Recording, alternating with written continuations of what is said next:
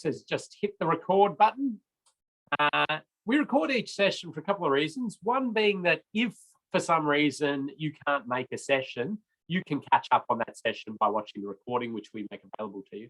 Also, if there was something that you wanted to have another look at or hear again, you can just go to the recording, find that, and off you go.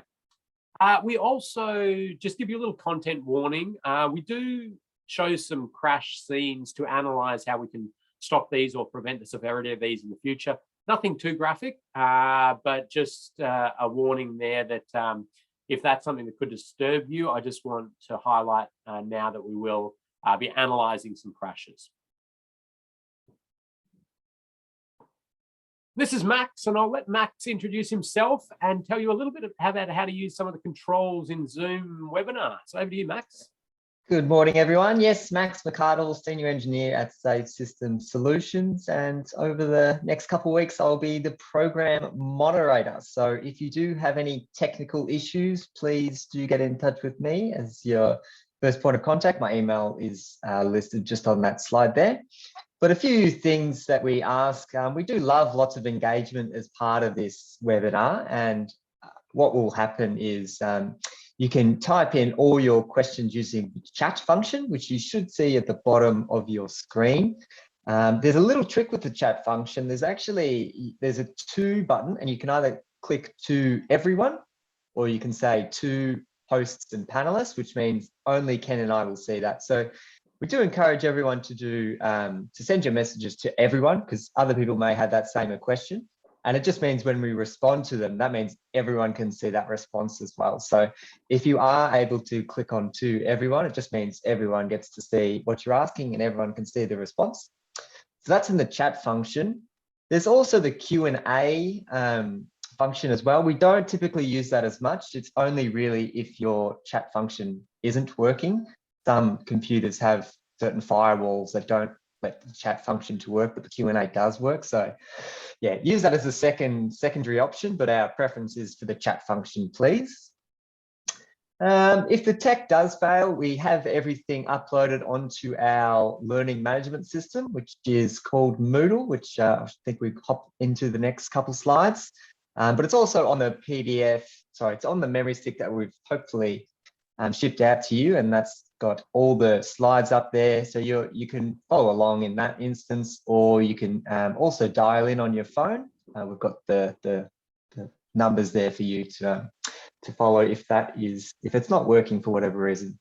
However, as we mentioned at the start, we are recording these sessions, so you can always catch up when it's convenient for you, and you can just watch it at your own pace later on. There's also a raise hand function. And we ask you only to click on that one if you actually want to vocalize any questions with either Ken or myself, and we will be able to unmute you, and that way we can actually have a conversation. So at the moment, everyone is muted and we can't see you, so don't worry about that. But if you did want to actually speak to us, raise your hand and we can actually unmute you and we can have a bit of a conversation about any queries. But yeah, I suppose I'm here as to answer any questions that come up in the chat function. If any of the questions are a little bit too curly for me, then I pass them up the line to Cam. But as a first point of reference, I'll try and the best I can to answer your questions. So welcome, everyone. Look forward to running through this course with you all. Thanks, Max. Beautifully done. And Max is quite an experienced safe system assessor, so he can certainly answer a lot of questions there. And just a reminder that there is no ability for your camera to go on in this session at all, so you can happily do this course in your pajamas and nobody will know. Tell us about Moodle, Max. What is this Moodle thing you speak of? Yes, hopefully everyone's got login details already sent to them. If you haven't, check your spam folder, because it should have been sent. And if you still can't find it, please do get in touch, because this is where we house all of the content for this webinar, as well as all the coursework. So everything that you'll be graded on is up on this website here. So it's an online platform. It hosts all the quizzes, all the resources you need. It's how we issue the certificates. It's how we grade every participant and their assignments and the like. So very, very important to make sure this is up and running. And if you don't have access, please let me know ASAP. Thanks, Max. Yep. Make sure you can get into Moodle. And this is me without my COVID moustache, which I added due to boredom. I've popped the QR code there to my LinkedIn so we can continue the road safety conversation. It is an ongoing conversation and will continue to be. And LinkedIn's just a nice way to share information and keep in contact with people. We, Safe System Solutions, put up lots of little safe system snippets, we call them, little bits of information about road safety infrastructure. We share those via that platform. So connect with me if you'd like. That'd be good. You can either use the QR code there, which will be in the bottom, down the bottom of the screen there for the next few slides. And there's my contact details. So I'm the principal engineer at Safe System Solutions. I used to work for the Victorian government, Vic Roads, in a variety of different roles, manager planning, manager road safety engineering, lots of other different engineering technical roles and the like, and then started up Safe System Solutions about 9 years ago or so. So there are my contact details throughout the course. If you have any questions about the content, please get in contact with myself or Max, and we will happily walk you through it. Okay, a couple of little things to keep you engaged in the sessions, because when we have you in a classroom or in a function center, I can wander around and make sure you're engaged, but it's a little harder in the online world. So we've got a few things. First one is Wally the Wombat. There you can see Wally the Wombat warning sign. Now, Wally is just going to appear a random number of times during each module, each session. And you've got to keep track of how many times Wally appears. And that it will be one of your quiz questions at the end of the session. So keep a track of Wally, keep an eye out for Wally. Just trying to make sure you're not doing your roundabout design or dealing with emails on the too much on the side. So that is not one Wally, that's just what Wally looks like. Wally count so far, 0. So that's one thing. The second one is that we do like to give out prizes. Now, you would have seen Max there in the prize pit. And are they the prizes, Max? Are we giving everybody a stuffed, what is that thing? I don't know. Lots of teddy bears. No, the prizes are even more exciting than what's behind me. This is just a symbolic background. But yes, we like to give out lots of prizes. So if you contribute an interesting question, or you're perhaps the first to respond to one of Ken's questions that he poses, you're a good chance to win a prize. Right. And how do people get their prizes? So what we do is we take a record of everyone that's been issued a prize, and once all the coursework has been completed, we will issue out your certificate. You'll have a PDF version, but we'll also send you a real copy as well, a hard copy. And in that package, you will also receive any of the prizes that you've won. So you'll get your certificate and you'll get hopefully a bucket load of prizes. So one nice and happy package. That's awesome. Good. Okay, so get your typing fingers ready on the chat, because there will be chance to win prizes as we go. There's also a little bonus chance to win prizes before sessions even begin. So if you log in a few minutes early, Max is going to ask you some trivia, or just do some trivia. Could be random pub style trivia, or it could be road safety related trivia. And there's some prizes to be won even before the session starts. Little incentive to log in a little early. So that's exciting. Now, we do have a competency benchmark that must be achieved to pass this course. So we don't shy away from this. We want people going out of this with this mandatory level of competency. So first of all, you've got to attend 4 out of the 5 live webinars. We'd love you to attend 5 out of the 5. And we love you interacting, asking questions, answering the bits and pieces. But if you can't attend one, you catch up watching the recording. Now, if life just is so chaotic that you have to miss a second one or something like that, get in contact with Max and have a chat about that. You need to complete all the tasks we set, the quizzes, there's assignments, And then there's the major sort of assignment being a safe system assessment. And we need you to get 80% or more on all the quizzes and assignments. Now that sounds pretty high, and we don't, as I say, we don't shy away from that. However, our aim is to ensure that your competency level is up there. So if you don't get to that in your first attempt, we certainly have available one-on-one coaching. We can set up a Zoom call with you, take you through issues, the things you didn't quite understand, or give you feedback on your assignment. You will get written feedback on each assignment as well.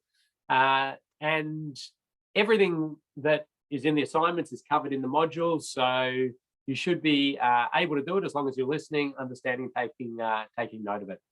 But we are here, both Max and I, to help you get to that benchmark. If you don't get to that, we fail as well. So we will make that happen.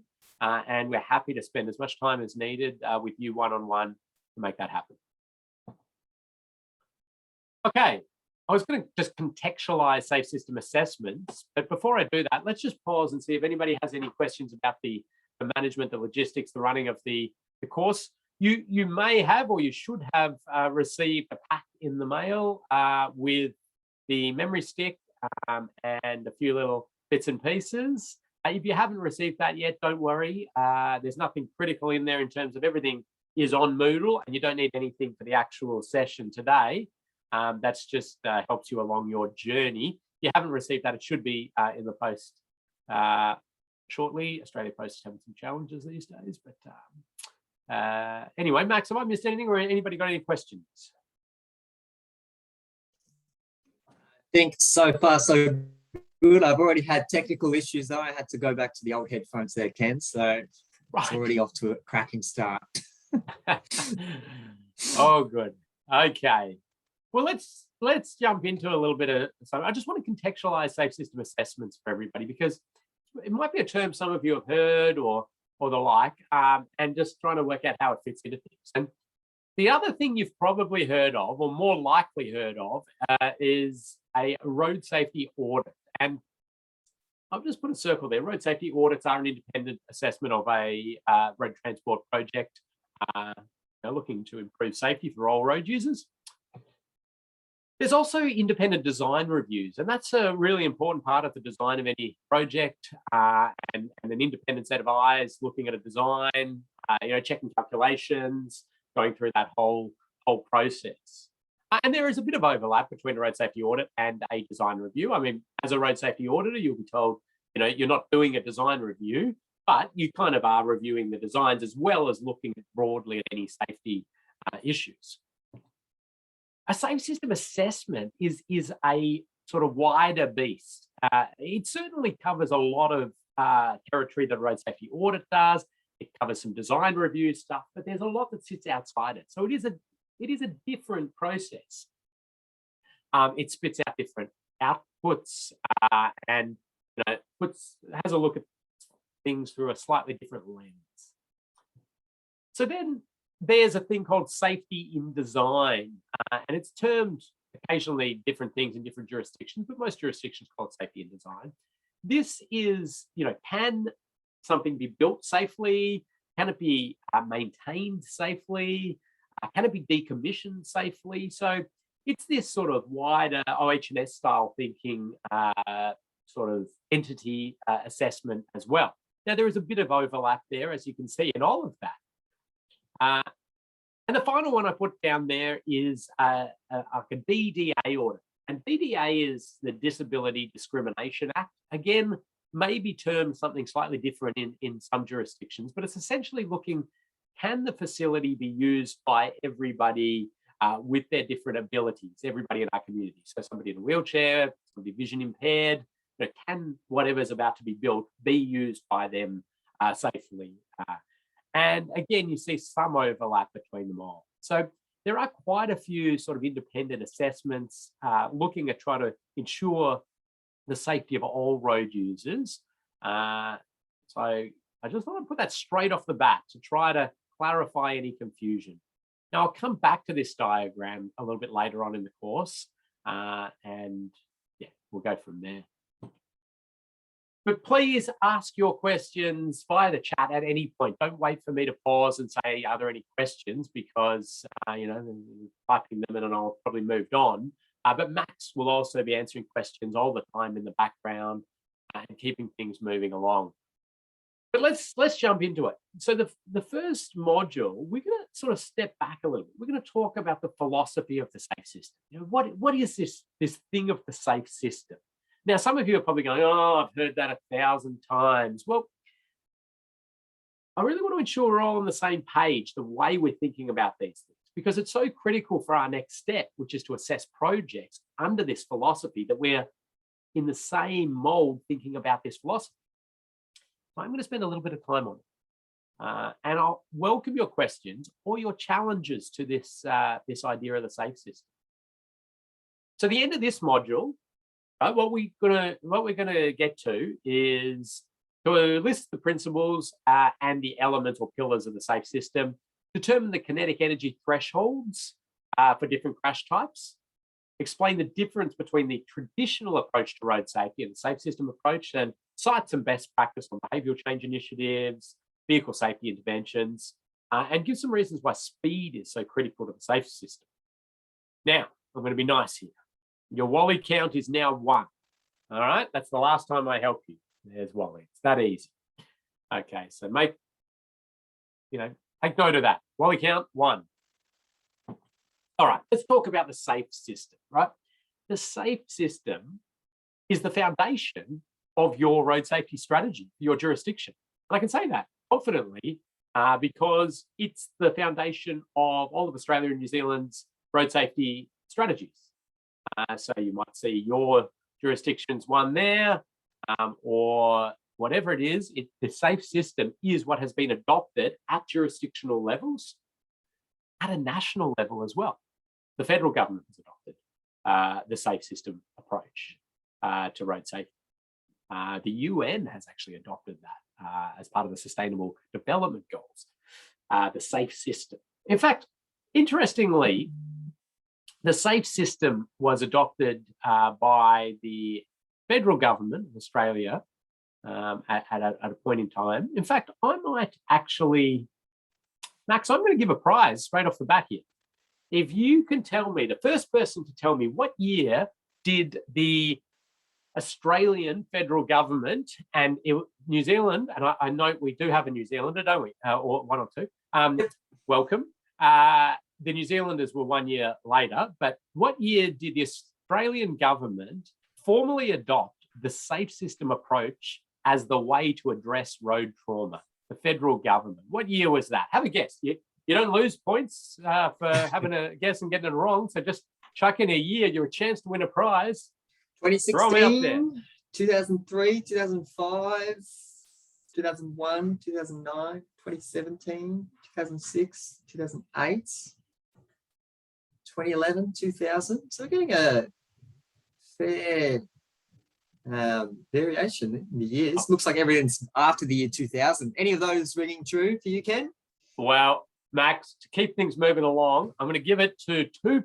Oh, hang on a second. I just saw something pop in there. James. James is our first prize winner. 2004 is correct. So 2000. So I was going to give it to 2005 and 3, but James got in there. So 2004 is correct. So the safe system is not a new thing, right? 2004, the federal government said, this is how we're going to do stuff. This is how we're going to address road trauma, this philosophy. It's taken us a while to sort of get people engaged in it, running with it, okay? And actually then starting to think, how do we apply this on the ground?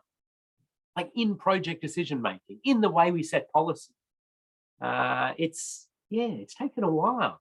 But I was in the road safety department in the Victorian government back in 2004 as all this was happening, and we were chatting about how we're gonna do this, and we were working with the feds and other jurisdictions on this. And the diagram that was first produced, and it was based off the European approach here, and this is the Europeans talked about the safe system, but also sustainable safety and a few other terms, but it's all generally looking at things the same way under this safe system approach.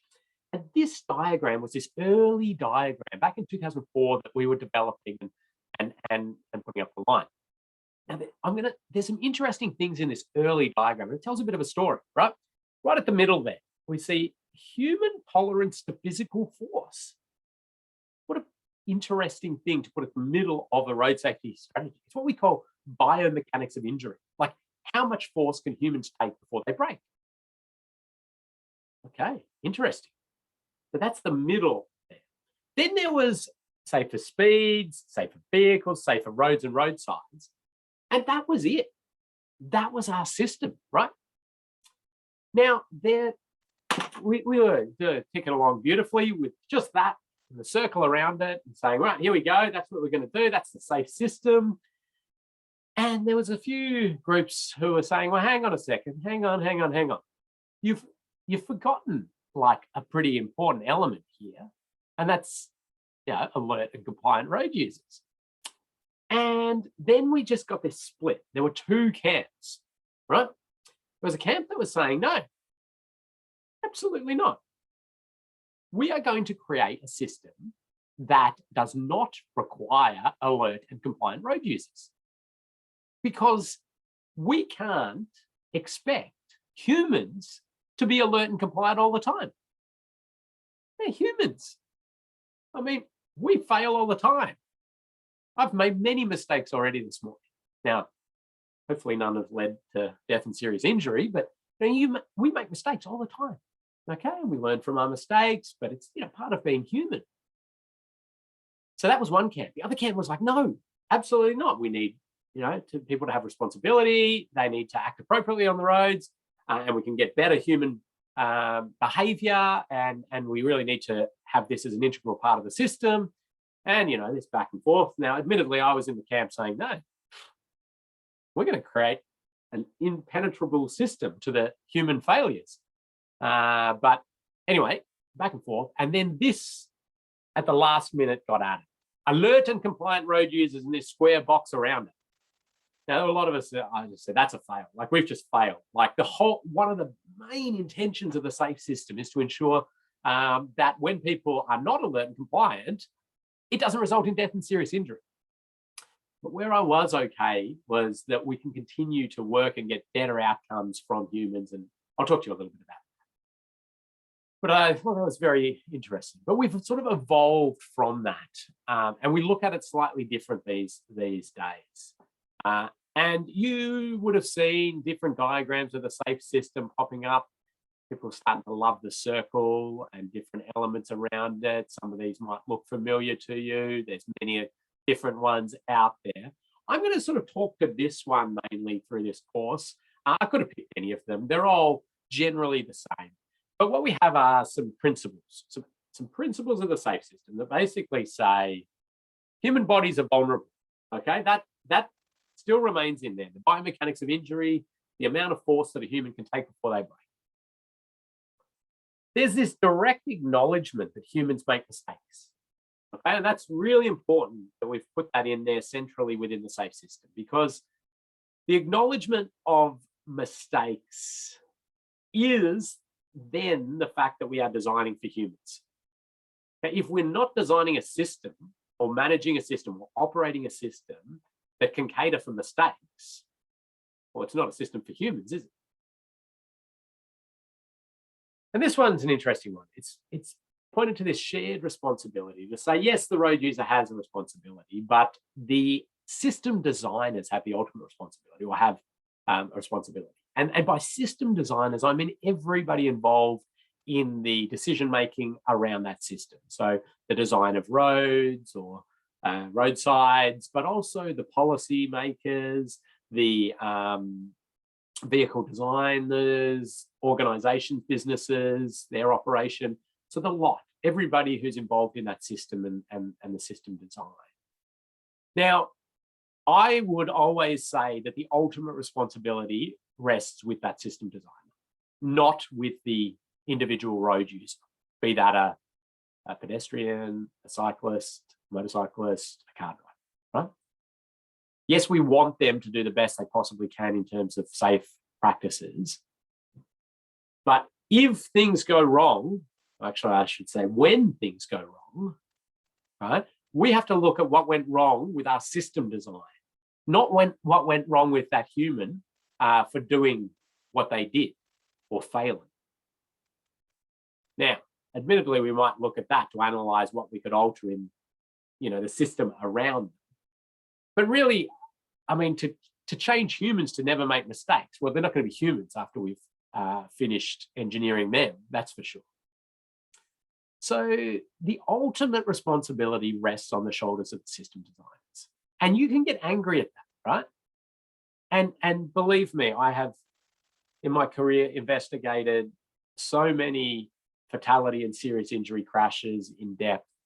And it is so frustrating to see the behaviors that sometimes occur out there that result in death or serious injury to people in our community, right? Absolutely. Just, you get so frustrated.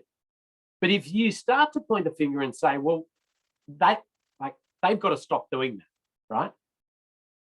You start to lose your ability to critically analyze the surrounding system and ask what we could have altered to reduce the severity of that incident or to stop the incident happening in the first place. And it's a real challenge, as I say, because some of these crashes are quite staggering in the behavior. But I'll talk to you a little bit more about how many of them aren't staggering in their behavior and are resulting in death and serious injury as well. But what we have are a series of levers to pull to alter the system. So we've got the vehicles and lots of exciting stuff happening in vehicles. We've got the speeds that vehicles are operating. We've got the road users as well, and we can continue to work on that. But we have then the roads and the roadsides. Now, there is another element of the safe system that's often used internationally. Australia uses it a little bit here and there as a formalized element or pillar of the safe system. I'll give a prize if somebody can tell me what that element is, if you know. Yeah, it's commonly referred to as the fifth element of the safe system. And as I say, there's variations popping up all the time on the safe system, tweaks and bits and pieces, but that's one. Any guesses come in there, Max? I've got Luke suggesting enforcement, but I think Aaron's on the money here with post-crash care. Yes, so enforcement actually sits in the safer road users sort of element of the safe system, trying to get users to accept it. But post-crash care is the fifth element, and that's essentially saying, okay, crashes happen there. How do we reduce the severity of injury through exceptionally, quick intervention of medical treatment and a world-class sort of emergency management response medical treatment facility. So, that's another element.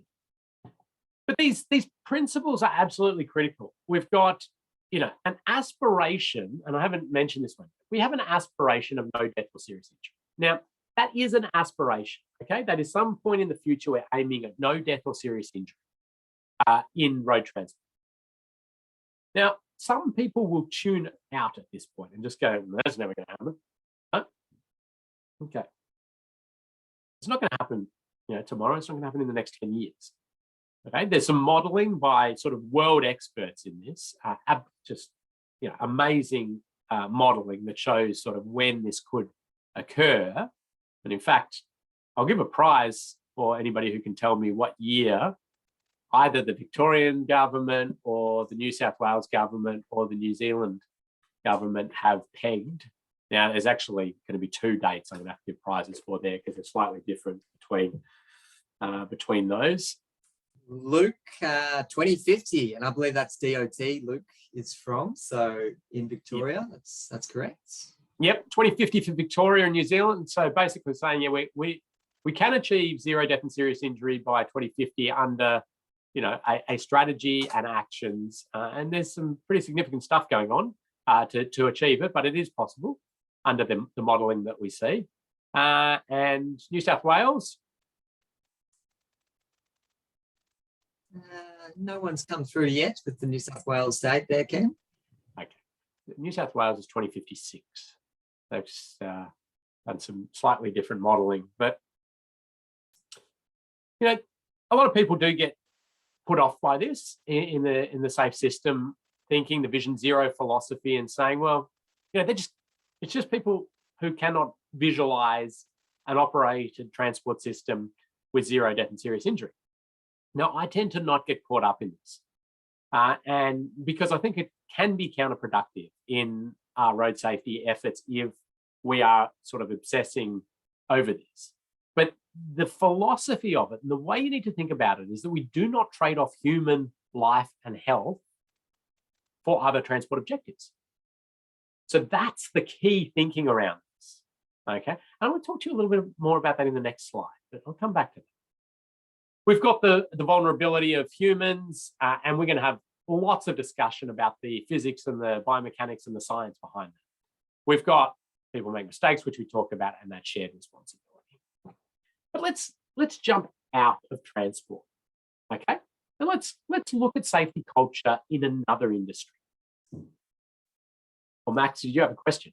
I did. I just got a good one, a good question from Moya, the Q&A function. Just asking if that's the 2050 date or 2056 date. Does that modelling actually include improvements to the healthcare system and particularly regional healthcare?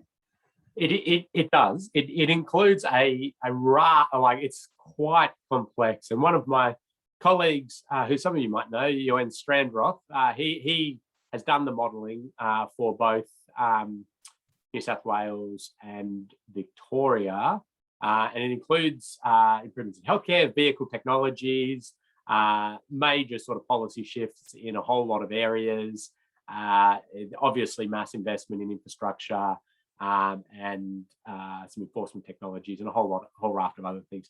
I can talk to you for a long time about how that modelling works because it's absolutely fascinating to understand sort of how you would possibly forecast that, or better even is backcast it and say, okay, 0 at 2050, how do we work back from that to today and work out what interventions would need to be in place and when is best to intervene and invest? I mean, you don't want to, pump all of your money into something that the cars are going to fix in 10 years' time, for example. But anyway, it's just fascinating. Happy to have a coffee or a Zoom call and a chat with anybody who wants to delve into that. I've got a couple of short presentations which capture, what is like years worth of modeling work and stuff. But anyway, thank you for the question. Great question.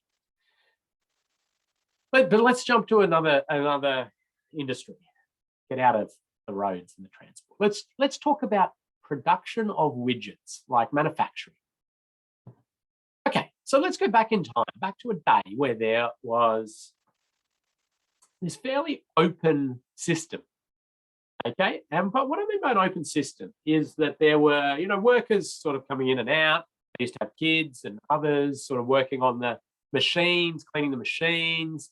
People would go out and have a boozy lunch and then come back into the factories, and that's sort of what it was. Now, back then, it was recognised that this work was dangerous, absolutely, right? And what the factory managers and owners would do is they'd say to the workers, okay, we want you to do this. This is how you do it. This is really dangerous. Watch out for this, watch out for that. And you've got to be really conscious of your own safety. Safety is your responsibility, right? And off they'd go. And we'd see then lots of people crushed by machines, arms ripped off, kids killed in the machines, right?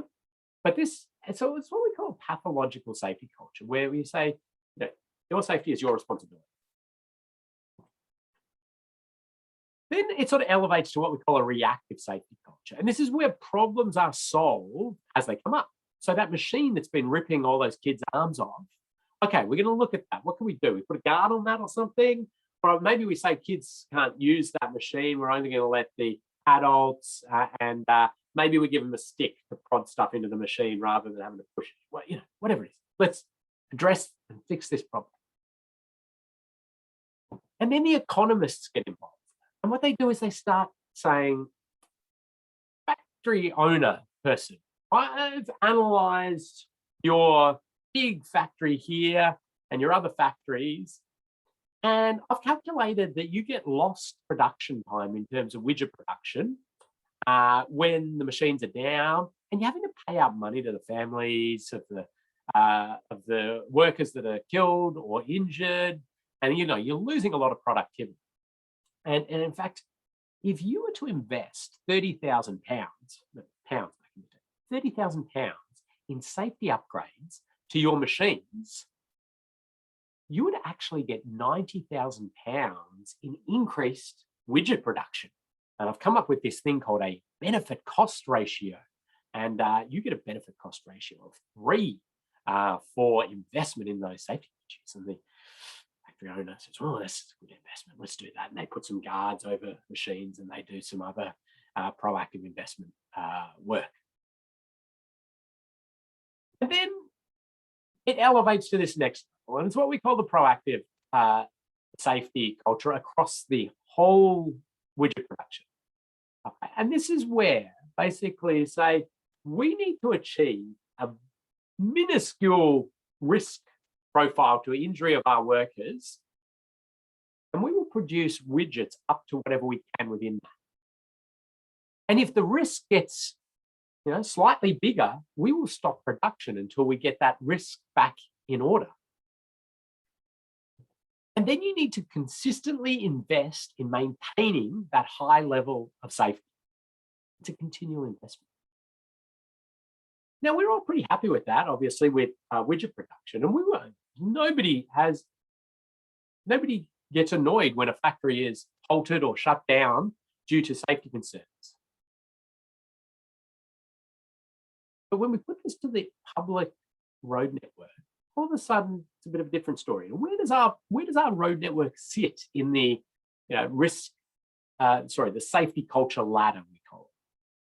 And that's a really interesting question. I think we've got pockets across all of them. We've certainly got pathological look at safety. I mean, we give licenses to young drivers and we say, safety is your responsibility. Get out there and you be safe. And we know we're sending them into a highly dangerous system. We do the same with, kids trying to walk home, trying to tell them, it's their responsibility for safety. We certainly got reactive. We certainly love a black spot program or a, reactive. And if there's an incident, we'll go and investigate it, what can be treated here and the like. We've got calculating elements of our system where we, look at programs, look at investments, look at black spot programs, calculate a BCR. We love a BCR. I mean, BCRs are sort of rife in our industry, aren't they? We do see some proactive safety culture. And it's exciting. We're seeing some more and more proactive safety culture. It's probably some of the earliest proactive safety culture things were school speed zones, in my opinion. And it was exciting in the sort of introduction of the school speed zones across Australia and New Zealand, where we saw that people were willing to take this proactive safety culture onto the road system. I mean, I did it at one point in my life. I calculated the BCR of school speed zone program in Victoria. And if you use the normal benefit cost ratio process for economic evaluation of infrastructure investment or any road investment, it is a horrible, horrible investment from that perspective. Just like horrible, okay? From the way the BCRs are calculated. The reason for that is basically the way you calculate it is you go, how many kids are going to be killed and seriously injured and what value do we put on their life? Okay. And then you go, what are going to be the costs associated with reduced productivity for the state in terms of tiny reductions in travel speeds through these areas. So there might have been 60, now they're 40, or and you calculate that. But the kicker in the evaluation from an economic perspective is that you take this, 1 second or 2 seconds per vehicle, and you multiply it by every vehicle that's going through that area, and then all 365 days a year, and then you multiply that by the average productivity value for a Victorian, which is about $88 an hour. It's pegged at, and you calculate that out. And what you see is this big theoretical impact on the economy from lost productivity. And when you put a dollar value of 2 million or 3 million to a human's life, which is what the Bureau of Statistics or whatever, regional transport economics, values a human life, there is just not enough kids killed or seriously injured. And so you'd never do that investment. And to me, that just shows the grotesqueness of the way we look at a BCR system. I mean, and so you say to an economist, and I'll put this back to them, this is my usual one. I'm like, okay, let's rip the school speed zones out because we're gonna, the BCRs are gonna go up, and yeah, we're gonna kill some kids, but the economy. And they're like, oh no, we're not doing that. You go, well, why are we doing it for this other road? Okay, so we've got to challenge some of this thinking. And of course they'll say, well, the externalities haven't been taken into account properly, and what economists are like. But anyway, it's just a clear one for me. But so I think that's an example of proactivity and saying that safety trumps. Anyway, I'm sort of on a slight rant and tangent at the moment.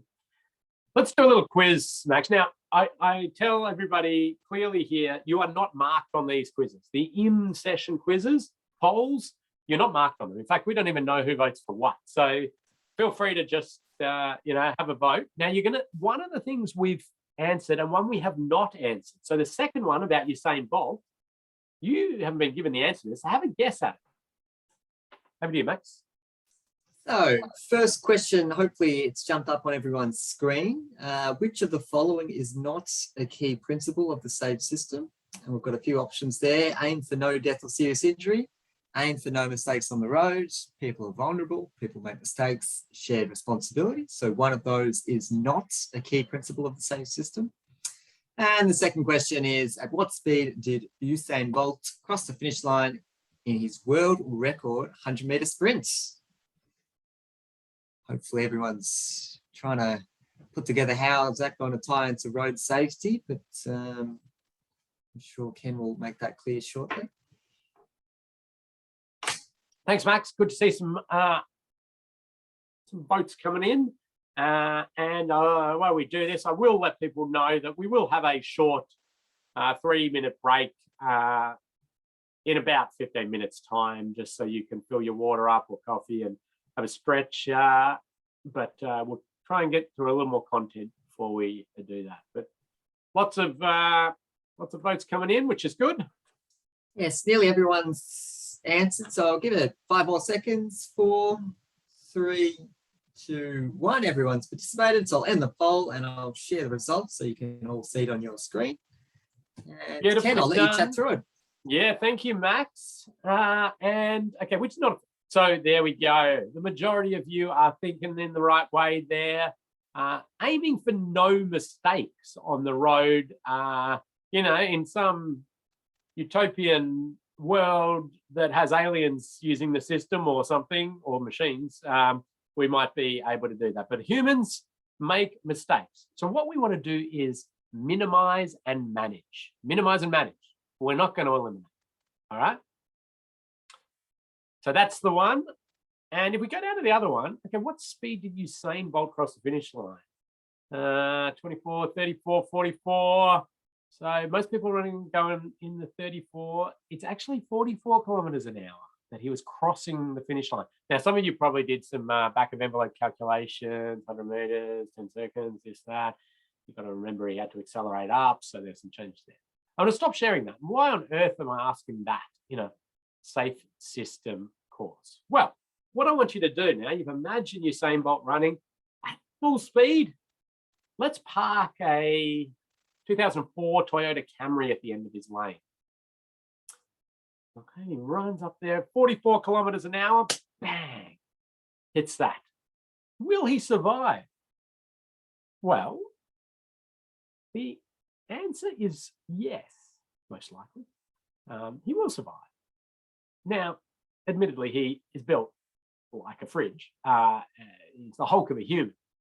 Pick any of us mere mortals up and throw us at that car at 44 kilometers an hour. And now, ooh, you know, and pick our grandma up and throw her at the car at 44 kilometers. She's not going to survive. But it starts to give you a little bit of an idea. And in fact, there's this interesting correlation between your maximum running speed and your tolerance to physical force. So it's interesting. You discover that your limit on physical force is about your maximum running speed running into a tree or a brick wall. And that's going to be assignment 1. You're going to run as fast as you can at a tree and prove that you will survive and recover and lead a normal, healthy life. Of course not. But it's interesting because old people, for example, can't get up to very high speeds, and nor can they handle that force. And, you know, their maximum running speed is very slow, but they also are, you know, seriously injured and killed in falls and very slow. And, you know, it's just an interesting correlation. But what we find is that this correlation exists as a bit of an S-curve for the whole community.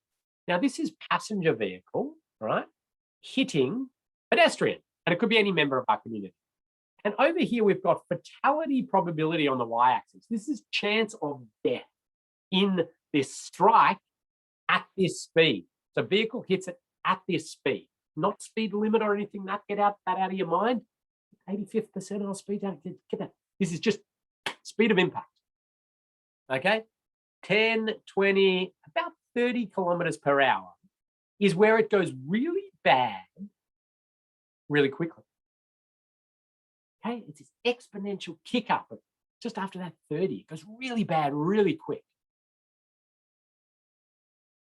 Now there's the great man himself. He's coming up the curve significantly on his max running speed, hasn't he? He's the hulk of a human, and we're trying to cater for everybody. But we will get these, you know, rare freak incidents up here where people are hit at higher speeds and survive one way or another. But it's just that general correlation, okay? And people are sort of designed to withstand this sort of force. Hopefully that's streamed for you. But he survives, broke a few ribs, came back the next year, went to the Olympics, won the gold medal. Yeah, that's what we're designed for. We are not designed to be propelled and hit solid objects faster than that, or have them come at us faster than basically what we can run. And sometimes I like to hypothesize with designers in pedestrian areas when they're talking about design speeds and say, well, okay, why don't we get a sample of the population and we'll get them to run down the strip shopping center as fast as they can, and we'll take, you know, the average speed, or we can even take the 85th percentile speed if you want, and that can be our design speed. You know, it's a very different to what we see there. That's just another way to try to, you know, engage a different thinking of how we operate our transport network. But we've got this information now for other crash types, right? And this one is for a right angle crash. Now, in these crashes, I'm going to point at this vehicle here. That is what we call the bullet vehicle. The bullet vehicle in a crash is the one that does the damage. This is the target vehicle, okay? So the target vehicle is the one that's topping the damage, the occupants of the target vehicle. In a pedestrian crash, that's the bullet vehicle and the target is the pedestrian. Obviously, it's not a target, but that's the way it's termed. The bullet vehicle speed is what we're talking about down here. Bullet vehicle speed, okay? Target vehicle is the one likely to be killed or seriously injured in the, you know, if it's a direct driver side hit like that or a passenger side hit. And this is at a right angle, right? A T-bone style crash. And what you see is that around the 50 kilometers per hour is where it goes really bad really quickly for the occupant of the target vehicle. And we have this also then for head-on crashes. And we see this goes really bad. Now, in this case, both vehicles are bullet and both are target. 70 kilometers per hour is it where it goes really bad really quick. And that's 70 kilometers per hour for each vehicle. So you would call it a closing vehicle speed of 140 kilometers per hour, but what we still refer to as a 70 kilometer per hour crash, because what we're thinking about are the forces on the individuals in those vehicles. And what you'll see is same weight, same speed vehicle, closing 140, but they come to a stop. So they basically go from 70 kilometers per hour to 0. It's a 70 kilometer per hour crash force impact on each vehicle occupant. Now, some of you are probably now questioning the physics of that and going, well, hang on, is that right? Because the energy is probably going into. I used to spend a lot of time on this, but then discovered a Mythbusters episode that just explains it in true Mythbusters fashion by crashing cars into each other and then into brick walls, and with accelerometers in the vehicles. So what we'll do, Max, can you try and find a link to that and I'll pop that into Moodle so everybody can watch that. Nothing like watching Mythbusters on work time. And we'll share that. Is that right? No problem. Thank you. It means I can move on. Now, what we've done is tried to give you some more information about sort of these speeds where things go really bad really quickly. So we talked about that 30 for pedestrians, 50 for side impact right angle, 70 for these, but there are lots of other crash types that occur. Now, what we're talking about here is when the things go really bad really quickly, and it's a scale, it's a gradient. It's not just, if a crash happens at 29 kilometers per hour with a pedestrian, everything will be fine. And 31, it's everything's bad. But no, it sort of grades out. And it does require some professional judgment on a whole lot of different levels. But we've tried to create this to help you out a little bit. It's just a bit of guidance. And you'll see there we've got some numbers. Now, numbers are going to come back in later down the track, because in a safe system assessment, what you have to do is predict a crash and then put a score to how bad it's going to be when that crash happens. And we score between 0 and 4. So this is trying to help you out there. But you can see lots of different crash types on here and some different scoring. And it should assist you a little bit in that thinking. Now, this diagram is something that appears a lot in road safety space. I'm going to call this road user. Now, the reason it was driver in there is because it was from a particular study done on drivers. But what it is a crash causation diagram. So basically what happens, and it happens like once every 10 years, I reckon, and it's been happening for the last sort of 60 years, is the world's biggest crash causation study appears. And they take 1,000 crashes, 5,000 crashes, and they analyze them in super detail. The root cause analysis, they do root cause analysis, and they really massively in-depth studies of crash causation. And what they come out with every time is something like this, where they say that road user error is 90, 93, 94 was this Kimbler study. 94% of the cause of crashes is road user error, or in their case, it was driver error. And then the vehicle plays a role in some, and roads and road deficiencies play a role in some others in terms of crash causation. Why this diagram is the bane of my existence is not because that's wrong. I mean, and these are amazing people doing these studies, right? And it's just brilliant. And I don't question any of what they're coming out with. But what annoys me is the way this is used. Because people look at it and they go, that is the biggest cause, and we must address the cause. I mean, it's logical, natural problem solving, address the biggest cause. And so then people target changing road user behavior. Now, that's part of it. But just because road user error is 94% of the cause of crashes does not mean 94% of our way to solve this is to change humans. And so I absolutely, it really annoys me when I see that diagram when it's not contextualized and talked about in a system sense. What we want to see is crash occurs, and it is because of a system failure. Now, this is an ostrich diagram that said driver excess and driver inexperience are part of those issues, but they're system failure. Now, logically, most people would just say they're system failures as well. They can come into the system. But let's not dwell on that. The reason Ostrodes was sort of doing this was to talk about a slightly different approach to changing the system with these two as compared to the bulk of the system. This is what we need to think about.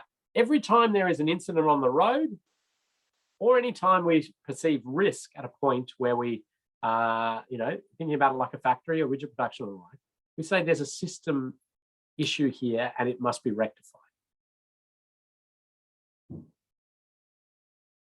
And just to sort of elaborate on that, and your break is coming up in the next slide, human error is a just fascinating thing to unpack. And there's this really wonderful Ostrodes report, which is titled Understanding Human Error in the System. Was done by the Centre for Automotive Safety Research in Adelaide. Big, juicy report, good sort of bedtime reading.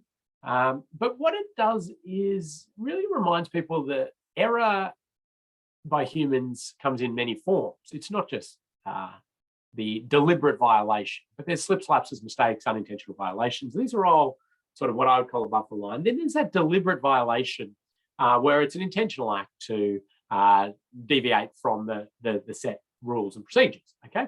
Very conscious. But what we tend to see in road transport crashes is that the focus seems to be down here. Now, the media is very much to blame on this, and the way they portray road trauma is intentional violation, and they love that. Like, they just, the ice addict driving the wrong way down the freeway or through the pedestrian area or something like that at speeds. I mean, that's just media. They love that, right? And it gets sensationalized and it gets put out, and it's gives the public this impression that that is our road safety problem. The CASAR study and the CASAR work showed that for death and serious injury, that's around 30% of our problem. So around 70% of our problem sits in what we would say those slips, lapses, mistakes, unintentional violation. Now, those are all going to come back into that crash causation study as human error. But what I would say is that at this sort of amount, 70%, with our existing system alterations that are fairly easy. I mean, we can do infrastructure changes, speed management techniques and the like to address that pretty easily, vehicle safety interventions. The deliberate violations become harder and probably a wider societal alteration, and thinking about how people drive or ride or utilize the road system. And it's different, it's complex. We've been doing some work with Ostrodes on how do you address this sort of stuff, and really, some headline outcomes with amazing people who know sort of, human psychology and the like. It's sort of like people drive the way they live, or they ride the way they live, or they walk the way they live, or cross roads the way they live. So it becomes this interesting sort of societal challenge where we need to potentially have interventions a little bit different to the way we think.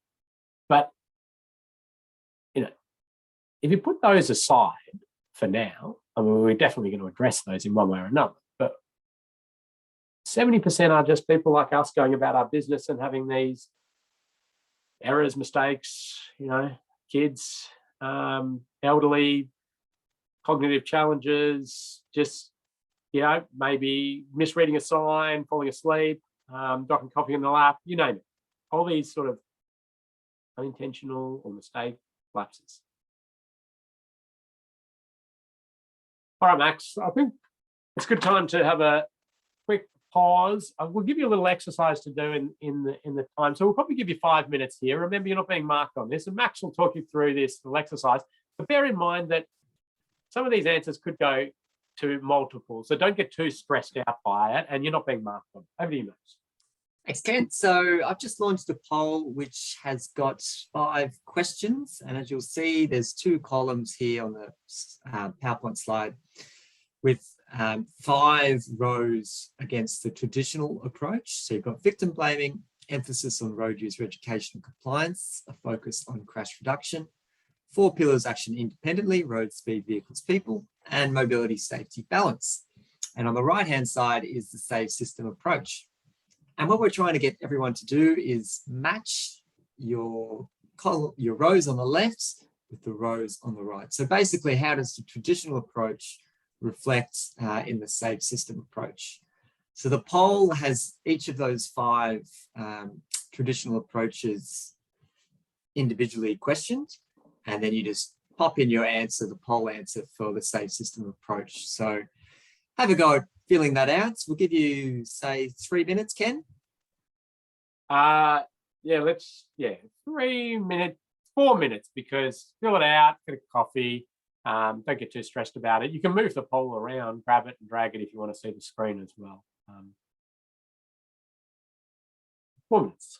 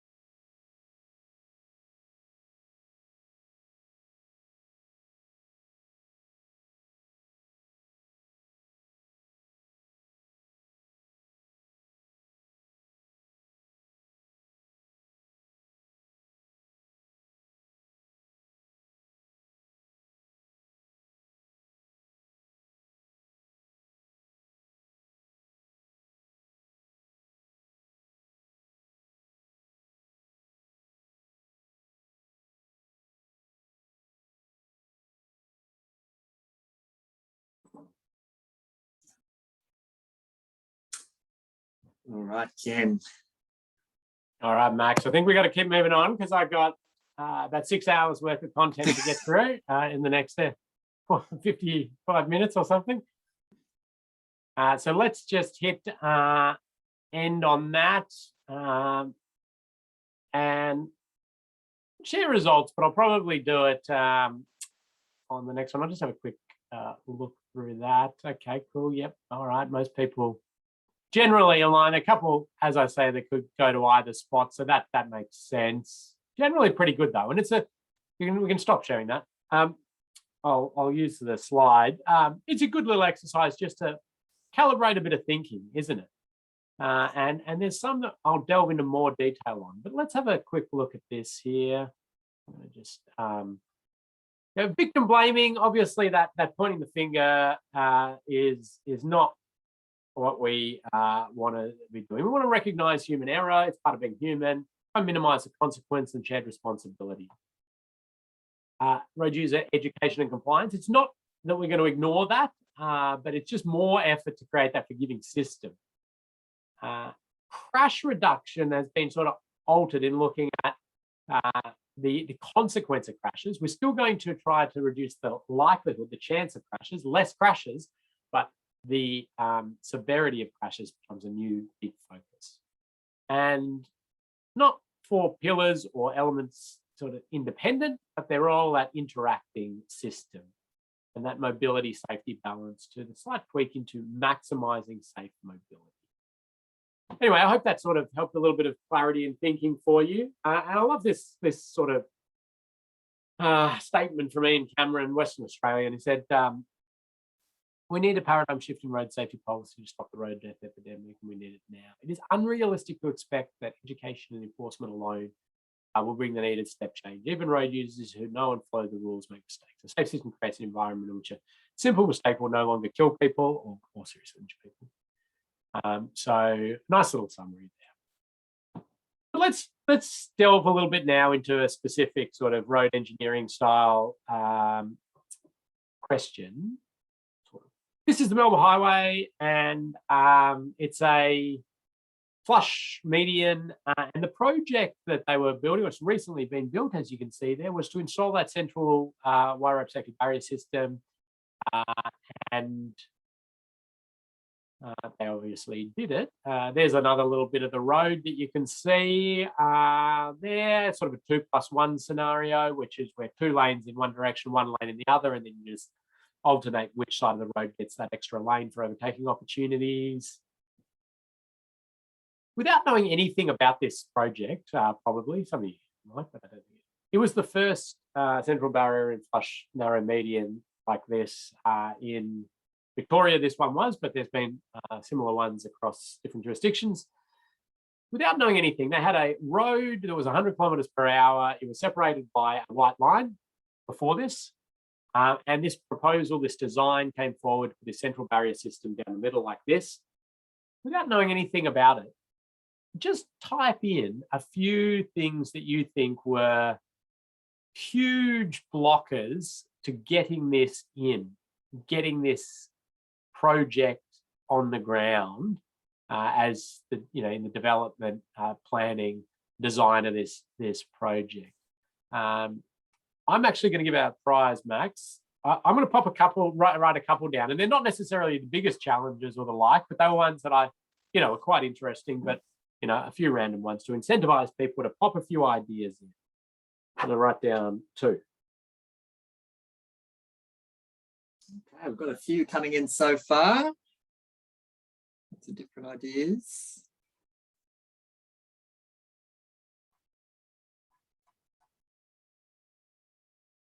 All right.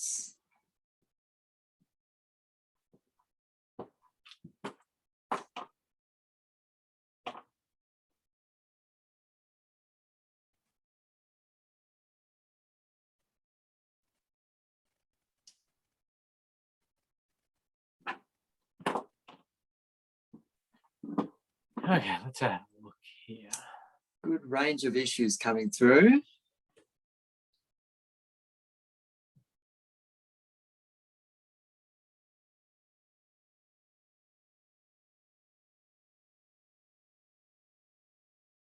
Wow. I'm just sort of flicking through these at the moment, Max, and looks like this group has tried to install one of these, and because a lot of the things that are coming up were certainly issues. So we're seeing a lot of people talking in there about the width of the formation or the width of different things. And I did, well, it's not quite what I had, but I'm just going to keep working through. What else are you seeing there, Max? Crossing animals, which is one that I regularly hear within this space, whether you're blocking the movement of animals that could otherwise have crossed the road. Is that one on your list there, Ken?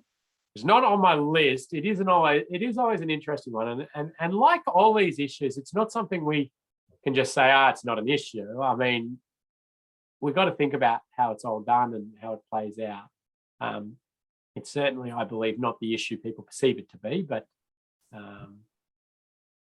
cost is coming up a lot, and cost was a big one, and it came down to a lot of those sort of discussions about, have enough people being killed or seriously injured there for warrant this, and you know, yes, that's people trying to do the best in terms of spending it across the state and the like, but you know, we do get caught back up in some of those arguments. Emergency vehicle access is a really good one. That certainly came up a lot. I like Ian's just popped in secondary crashes after a car has hit the barrier. Yep, people discussed that as well. Motorcyclists, absolutely. And motorcyclist was on my list. So whoever said that first, Max, you can go through. There's a prize winner. So motorcycle community absolutely livid at this idea. I'm just reading through. It's just, okay, good. We've got a good group, Max. Noise from the audio tactile, edge line. Okay, Tom gets another prize. Width of median would mean barrier deflects into opposing lane.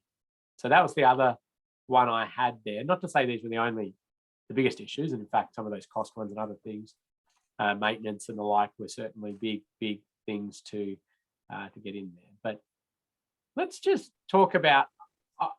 Now we talk about motorcycles. We have a whole module dedicated to pedestrians, cyclists, and motorcyclists, what we term vulnerable road users. And so we delve into that in more detail. I'll talk about barriers and motorcyclists later. But I mean, that one's to a degree crazy, because the motorcyclists get such large benefits from this installation, basically stopping vehicles entering their lane, and so many benefits. But the focus becomes on potential motorcycle strike through the barrier. But again, I'll talk about that more later. But let's talk about this deflection into the oncoming lane. And this is really interesting, because those of you who know how a wire rope safety barrier system works, so a vehicle leaves their lane, they hit the barrier, the posts break away, and the wires absorb the energy, right?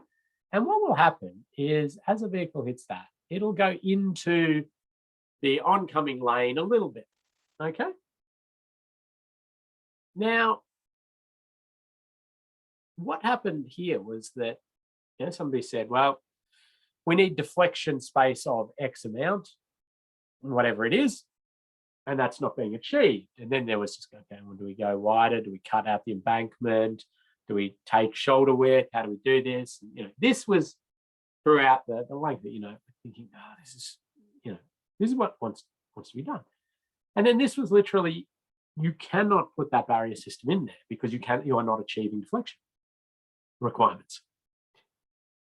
And this debate went on for about a year, and we had design committee challenges and all sorts of play. And if you raise yourself out of this and you say, okay, we are leaving it as a white line separating vehicles, as opposed to putting a barrier system with a slight compromised deflection, this is idiotic.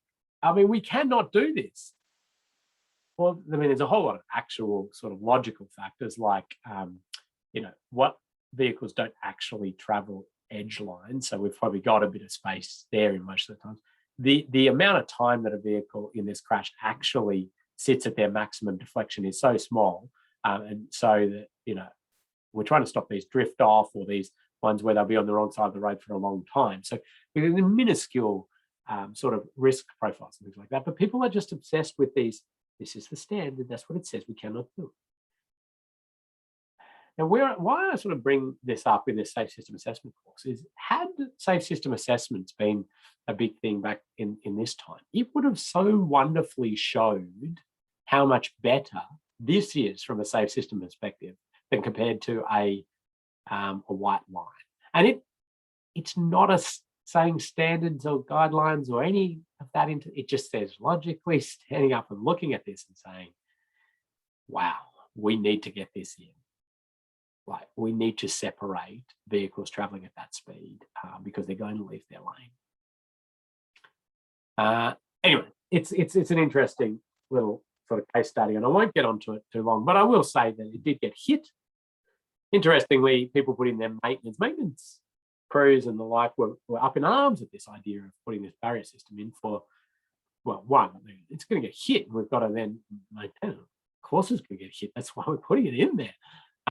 Now, I wasn't hugely involved in this project. I did some road safety auditing and different mediation of some of the design challenges, but there was that, and there was also the we want to fix potholes or do work in the running lanes. There's no ability for putting people onto the other lanes and these sorts of things, and you sort of go, well, we can change those practices and those maintenance practices.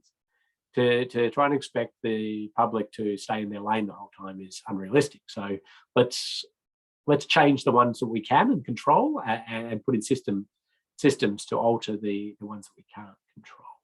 Anyway, that is a raging debate across Australia and New Zealand at the moment in terms of that sort of stuff. But I'm going to leave that one to the side.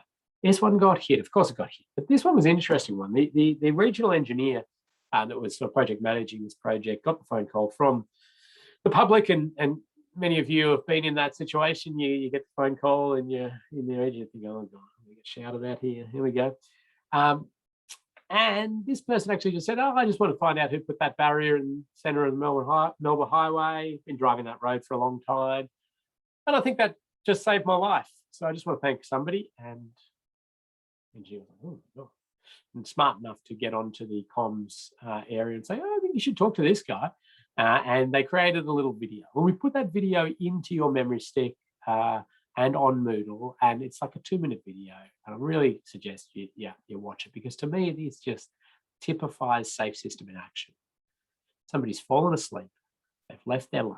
They've gone directly at another car, and the system has intervened and said, no, we won't let that result in death or serious injury. There'll be some minor damage to the vehicle. The system intervened. And if that barrier wasn't there, it would be people pointing their finger at this person that fell asleep. Why did you drive like that? You knew you were tired. In fact, some of our legal systems are set up to point that finger and blame and attribute blame. So when you fell asleep, you weren't in control of the vehicle. Section 72 of the Road Safety Act says you must be in control of the vehicle, and attribute 90% of the blame to you. And it's not going to get us further forward. Yet we want to provide lots of facilities to try to minimize people driving when they're tired and falling asleep, and rest areas and giving them good information and the like. But it's going to happen. People are going to leave their lane. And so let's see the system intervening. And that's a wonderful example.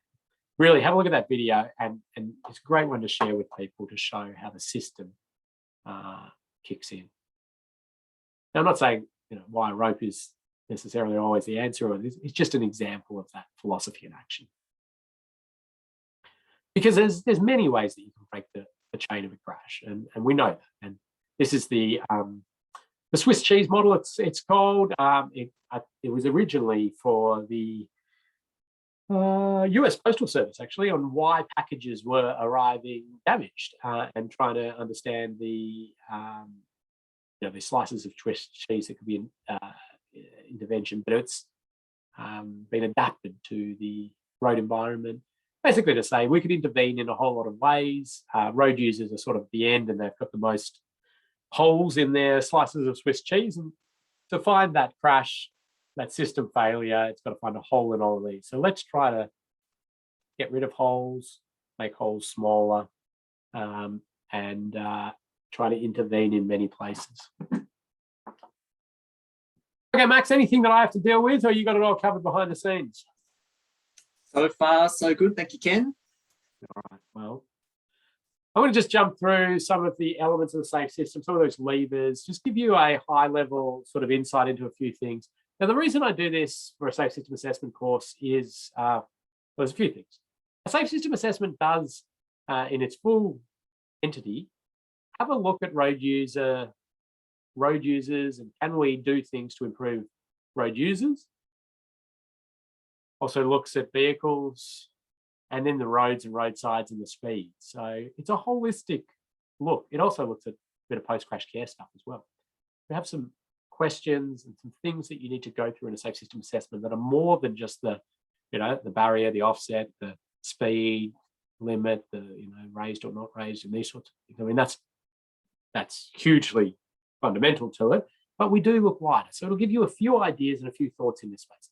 The second one is that you're all going to come out of this. I mean, a lot of you I know are road safety champions already. You're out there pushing road safety as such an important thing in the community and in your organizations and industry. But we've got to all be talking, from evidence bases and the like, and especially around, in a barbecue or setting or something like that. And somebody will maybe ask you what you do, and you say, "Oh, I work in road safety," or "I work in this," and then they'll have ideas. And I want you to be in a position to talk from an evidence base on some of these things. So that's a bit of a wider benefit.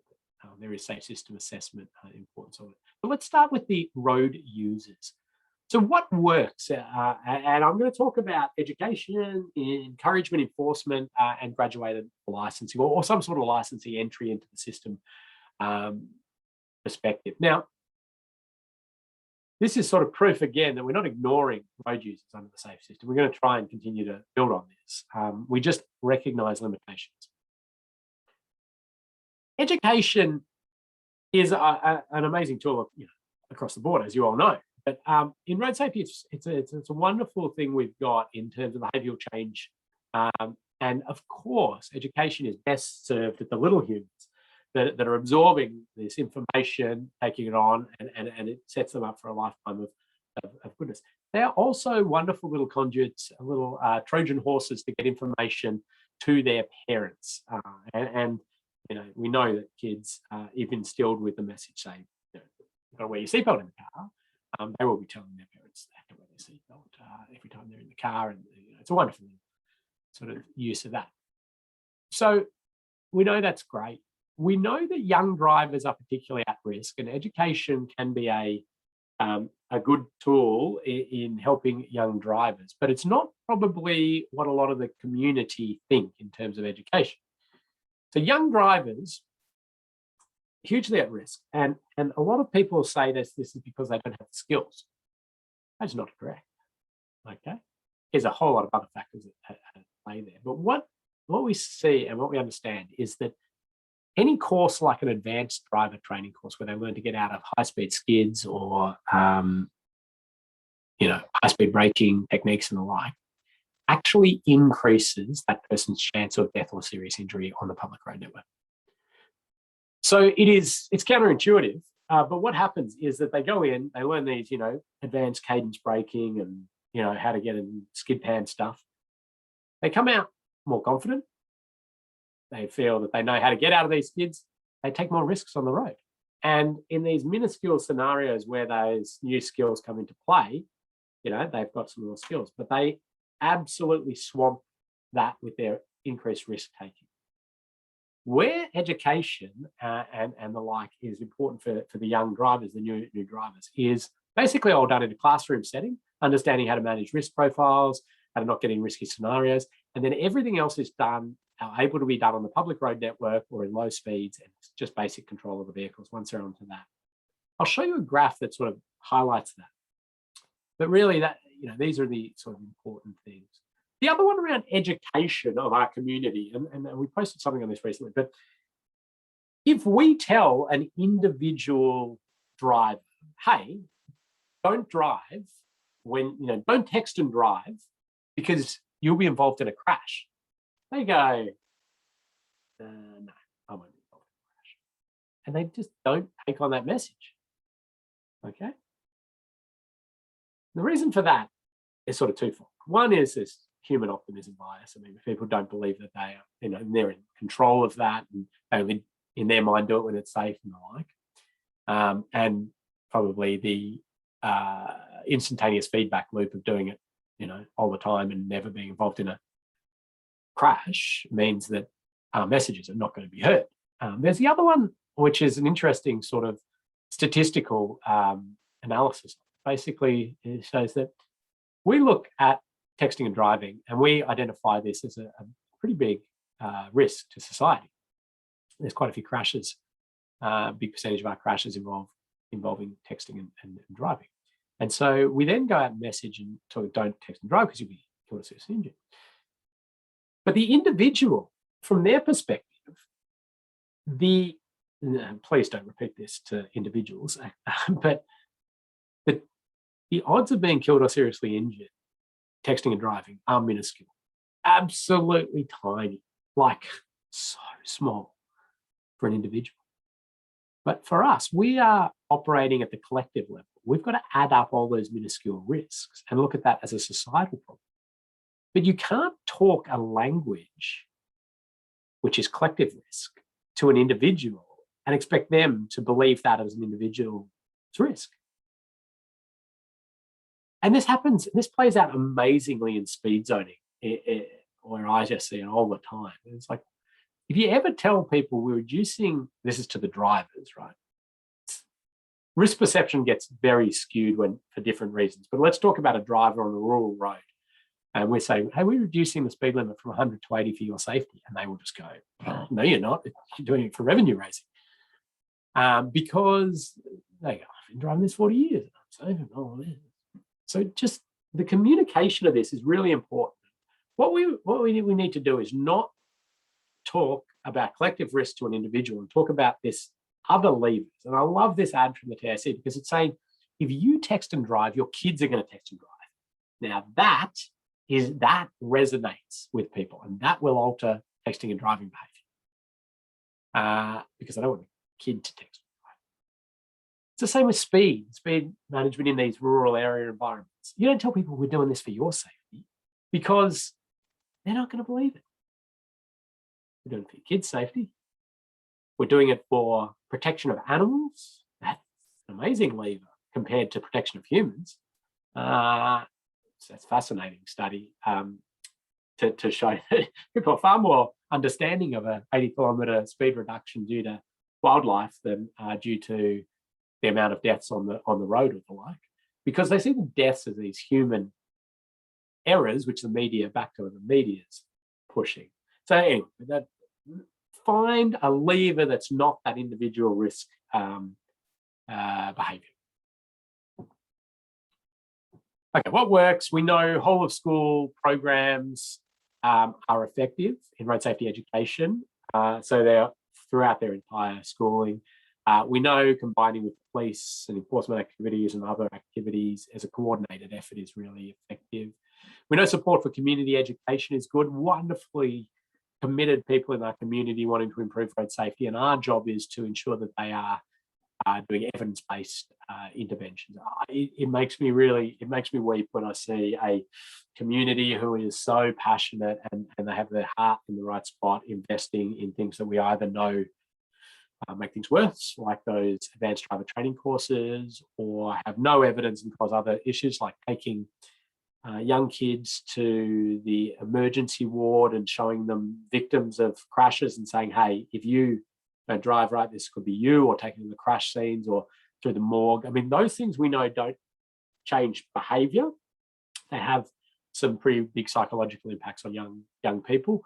The only potential, there's been some work to show that the changes are only actually in the safest, lowest risk cohorts of the young drivers or road users anyway, and the high risk and risk takers aren't impacted by these sort of things. So it's it's not a great thing.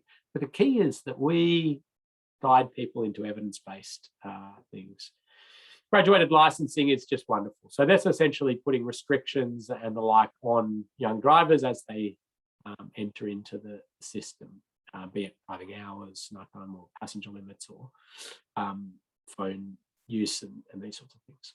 Education, targeting especially motivated groups being, or parents being the biggest one, but also newly arrived migrants seem to be very engaged in improving this, and others. And action programs that change the way road users use the network. I'll talk more about that shortly.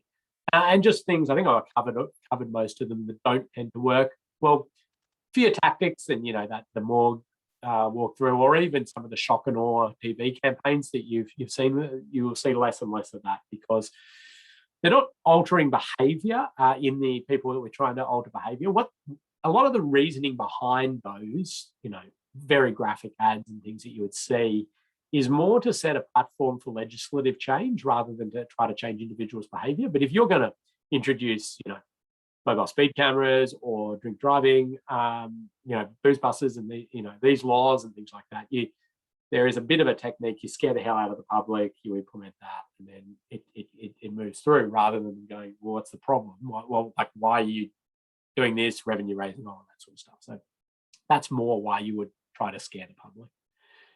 Skill-based driver training doesn't work. We know that. One-off events don't tend to work. Driver simulators, there's lots of studies and work going on with newer simulators. There might be something that comes out of that, but for the moment, there's nothing identified that really gives us anything. Car racing, go-karting clubs, there's no benefits, the same as skill-based driver training sort of theory, and information-only approaches. So just telling people the stats and the like. Again, it's back a bit with fear tactics and things. It's a good thing if you're trying to get legislative change and those sort of things, but it's always better to work on the emotive and if you want to get people's behaviour sort of changing. But I'll probably gone on about this too long. This is the one I want to show you, which sort of proves it's not about having high skills. And people are constantly here. If everybody was as skilled a driver as Michael Schumacher, we wouldn't have any road deaths. That's just absolute crap. So what we see here is learner drivers have very low crash numbers, but also crash rates. Okay. As soon as they are out there on their own, the risk goes off the charts. And then it comes down over time. And this occurs both for raw numbers and rates. Okay. So our safest drivers are learners, new, no skills. They're the safest on our roads. So it's not about skill. It's about a whole lot of other complex factors out there. And having a supervising driver sitting next to the young driver is a pretty major influence on safety. But anyway, even our 8-year plus drivers, this sort of just ticks along at about that, and then starts to slightly kick up at a rate perspective with older road users. Even our experienced drivers, somebody with no skills, learner driver, is safe.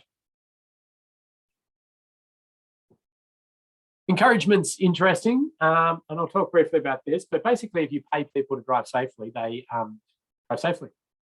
Well, some of them do. And you can do that basically in neat ways, like if you have no demerit points after your probationary period, you get a free full license. It impacts on people's driving behaviour. That's pretty exciting. Advertising and marketing of a specific behaviour. To just sort of say, don't drive when you're tired, is ineffective. People get the idea that driving tired is bad, but what's the strategy? What's the specific behaviour to change? But if you say take a break every 2 hours, that is a far more specific, measurable target for them to follow. Interestingly, in trying to get alterations in behaviour in society and in roads, it's really hard to measure and evaluate. Really, really hard. Recall tends to be what evaluators go to. Do people remember the message? Can they repeat what the message was and the like? Then the connection between recall and action is a hard one to measure. Interestingly, comedy is a particularly effective in recall, especially for young males who are our most at-risk road user. And I've put, I think, 4 sort of my favourite road safety ads on your memory stick and in Moodle there, which sort of come at it from a comedy perspective. And I think they're really neat. Do they change action and behaviour? There was some proof that a couple of them do, but it's a hard thing to measure. We're trying to change this culture though. So you'll see a lot more ads talking about different safe system elements coming out, different messaging around that, rather than some of those sort of shock and awe things. Now this ad, some of you would have seen, and again, we've put it into your memory stick, but it's not sort of talking about other people making mistakes, not talking about we're doing this for your safety. No, doing this because others are crazy out there on the road network, and we need to all slow down to cater for that. Yeah, these are good messages because people have that optimism bias, but they think everybody else is a lunatic on the roads.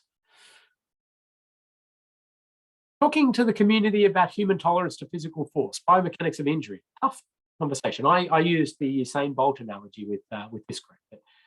TAC went with Graham. Some of you might have met Graham.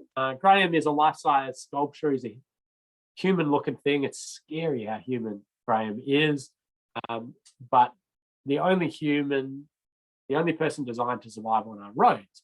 Life-size sculpture, and it's all year 11 sort of go in, they see Graham, he's interactive, you can put an iPad, you can see inside him into the structure, and it's a weird looking thing, but it starts the conversation, the thinking around forces on the road and why. And then we did work with TAC on developing the physics module for year 11, which they do within this sort of activity, which is then to redesign the road network to make Graham more like a normal human. And it immediately sort of resonates that, okay, well, we need to, in urban areas, slow down speeds because we can't handle those forces. And you see the kids are amazing. I mean, here you go, year 11, who's immediately identified, we need to lower speeds here, we need to raise these crossing points, we need to get speeds right there, how much down? And then they're talking about braking distance, they're talking about, well, what if an alert, and we need, it's like, these kids are safe system, they know safe system, it just needs to be presented in the right way. Amazing stuff. Enforcement's great, but enforcement is this sort of, one element of the system. It's not the be all and end all. The public will think that that's it, just enforcement, but we need to think strategically about our enforcement effort. It is so expensive, and it's limited in its effectiveness, but we know there's specific deterrence and general deterrence. Specific deterrence is basically, I was caught doing that, I won't do it again. General deterrence is I could be caught doing this, so I will not do it. And you want to target both in a mixed. Now, visual presence is an interestingly effective measure. As I talked about, this is highly expensive, but and not sustainable, but it's very effective. But we need to just automate. I mean, we can automate most of our enforcement as we should, and that's where we're going to get some good. People should be understanding that they're always going to potentially be caught, and so to sort of conform to the rules. And speed camera is obviously an important one. Point-to-point speed camera is a really good one, which basically takes a photo of your number plate before or at a certain point, and then 10 k's down the road, another photo of the number plate, gets the average speed. Really, good for getting effectiveness over a large area.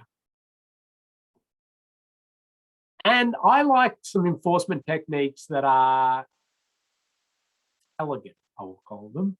I would say most of our enforcement techniques are blunt instruments, but elegant enforcement techniques to me are things like alcohol interlocks. So this is where, if somebody has been caught drink driving or has a particular problem in that sense, that their vehicle's fitted with an alcohol interlock and they have to blow into it, have no alcohol in their system, they can drive. And then if they, it beeps randomly, in their journey and they've got sort of 5 minutes to blow into it again. That was version 2.0 after discovering that some people get others to blow into it. So they can, anyway.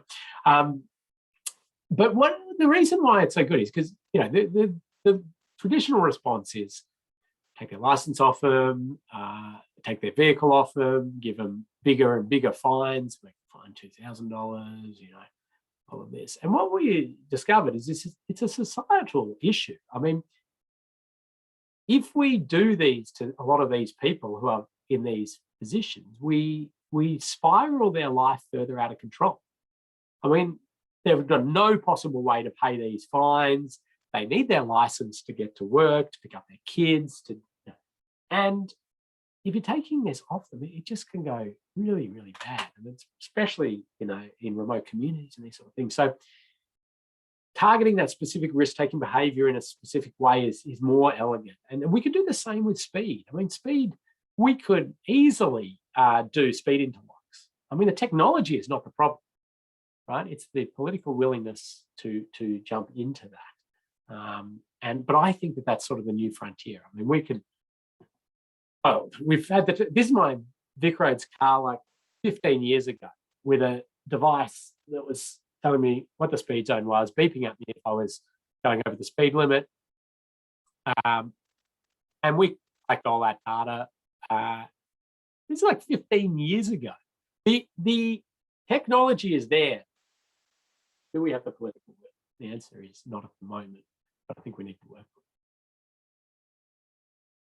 on it. Okay, Max, jump in if anything needs to be covered, but I'm just going to quickly run through a few more things. And the vehicles are they're going to do some wonderful things in the future. And the technology is amazing. We're seeing the features within the vehicles absorbing energy, wonderful stuff like airbags, crumple zones, seat belts. But now we're also seeing auto emergency braking and all sorts of exciting things. But at the moment, there are huge limitations. This is the frontal offset crash test under ANCAP, and it's conducted at 64 kilometers an hour. I think it's 64. Yeah. And so we want to make sure the occupant, the dummy, doesn't get basically a level 3 serious injury, which is an acquired brain injury, basically your whole life's done. You've got this acquired brain injury. 64 kilometers an hour, get 5 stars if you pass that. And we're driving a lot faster. This is a side impact pole test. Okay, this one's just recently gone up in speed that it happens at. Side impact into a pole. In fact, I'll give a prize to the person who can tell me what speed the side impact pole test happens at ANCAP. And if the dummy doesn't get that high-level serious injury, then 5 stars for that vehicle. Any guesses on that, Max? Tom with 30, 46, 55, 75. Another 30. Oh, they're flying through now. 60, 65. Certainly people tend to think it's quite high there, Ken. Well, let's give it to anybody who was saying 30. It went up from 29 to 32 kilometers per hour in the most recent change, which I heard there was a change coming. I was like, great, finally. And I was like, went up to 32. Okay. But I mean, it just shows you how far we are from the speeds and the energies that are out there, side impact with poles and trees and these sorts of things. I mean, the cars are designed for the 32, maybe your higher end ones are getting able to get a bit more, but people think, side curtain airbag, 5 stars. Everything's a long way from that. We'll continue to see better improvements. Things like electronic stability control have a great help in this because they lessen the side impacts and they, because the vehicle will ride itself in front on hit trees and things like that. But just trying to point out that the vehicles at the moment are not, not the be all and end all. Interestingly, I like the pedestrian crash test, which is now part of, the star rating is done at 40 kilometers an hour, which is interesting. It's actually not done with the car going at it. You actually just throw the dummy's head at the car at 40 kilometers an hour and do those tests. But anyway, so that's pretty exciting. Most cars off the production line now either have their bonnet pops up on impact of a pedestrian or an airbag goes over the bonnet, which is good. So some exciting, stuff in those sorts of things. I suppose a lot of the time the question is asked, well, when do we get to the vehicle with no drive assist? Now, automation is an interesting one. There are 5, 6 levels of automation, and most vehicles out there have a level of automation already. This would be a level 4 automated vehicle or a level 5 automated vehicle. Basically, 4 and 5 you don't have steering wheels or drivers, and just one is geo-fenced into where it can go. Only freeways or only these areas, and a level 5 is just can go anywhere. But we're a long way off level 5.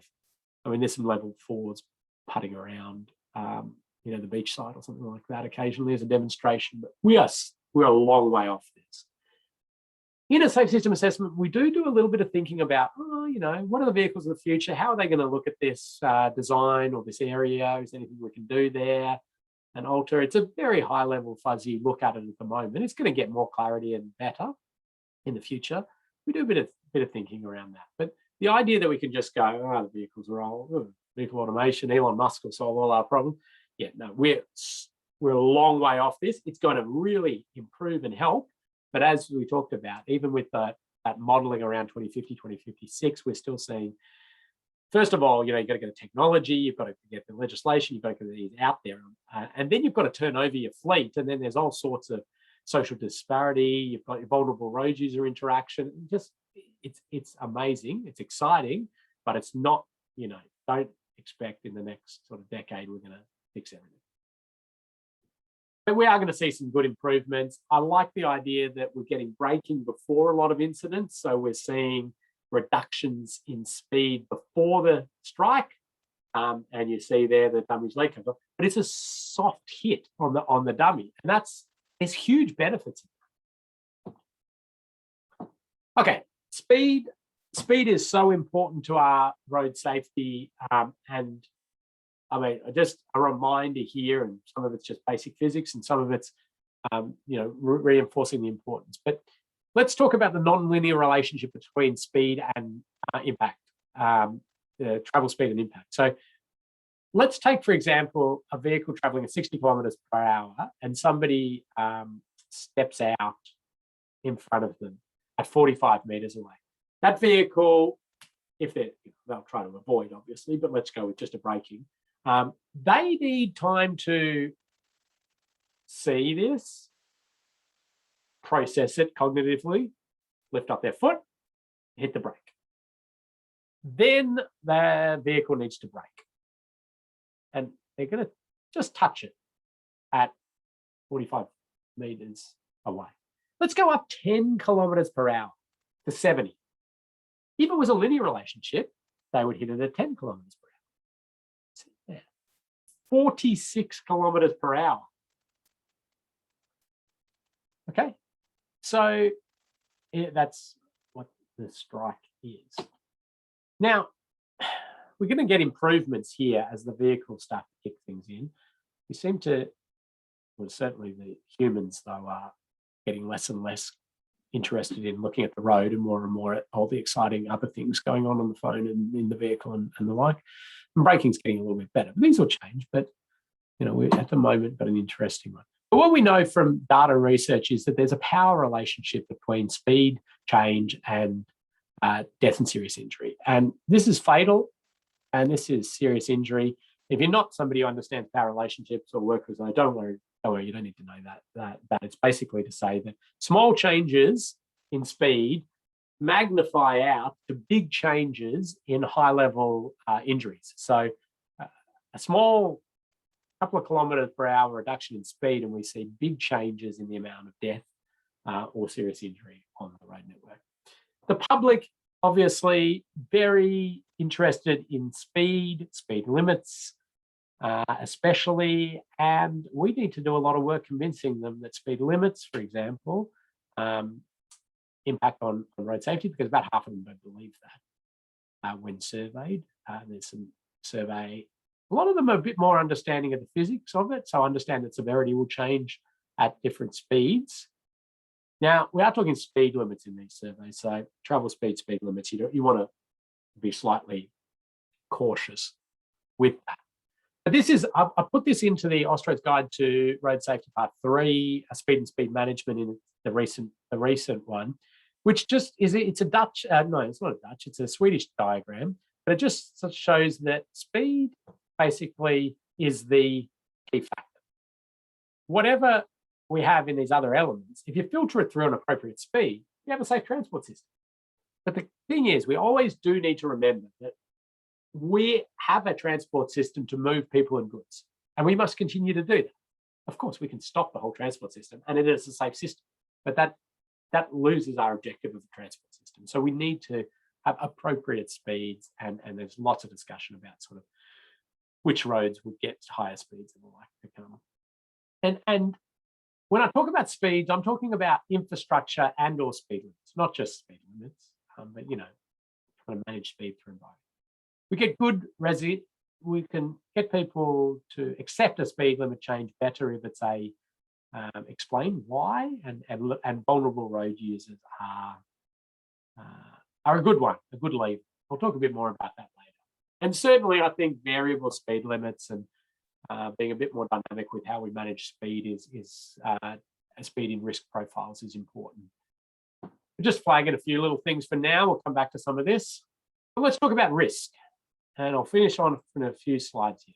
Risk, traditional formula of risk, and this is like the international formula of risk, is likelihood times consequence, or probability times severity.